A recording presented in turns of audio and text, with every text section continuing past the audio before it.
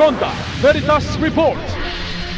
Ambag ng media para sa masiligtas at matatag na pamayanan, pinahahalagahan ng PIDEA sa kanilang ika-23 anibersaryo. Ang balitang yan tinutukan ni Nolan Ariola. Maraming salamat mga kapanalig. Pinangunahan ni Philippine Drug Enforcement Agency Director General Isagani Neres ang pagdiriwang ng ika-23 anibersaryo ng pagkakatatag ng ahensya kasama ang mga mamahayag na ginanap sa tanggapan ng PIDEA sa Quezon City.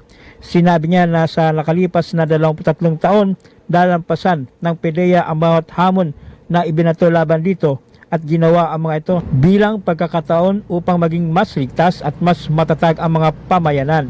Nangungunaan niya sa laban ng may puso at layunin, patuloy na tinatahak ng PIDEA ang isang hindi maawat na landas tungo sa kanilang ibinahaging pananaw ng isang bagong Pilipinas.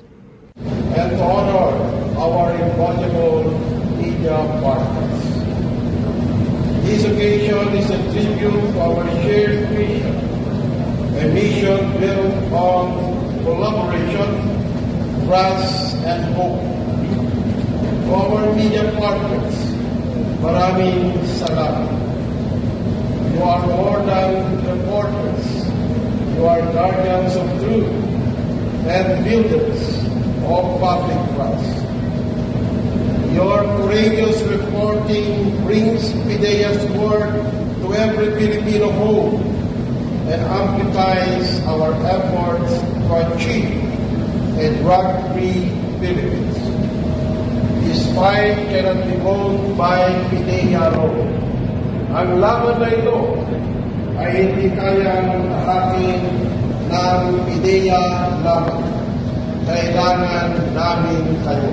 Yan ang tinig ni Undersecretary Neres. Mga kapanalig, isa sa advokasya ng Simbahang Katolika ay ang mailayo sa anumang masamang bisyo ang sinuman at saan man. Para sa Veritas 846, ang radyo ng Simbahan, ako inyong kapanalig, Nolan Ariola, sumainyo ang katotohanan.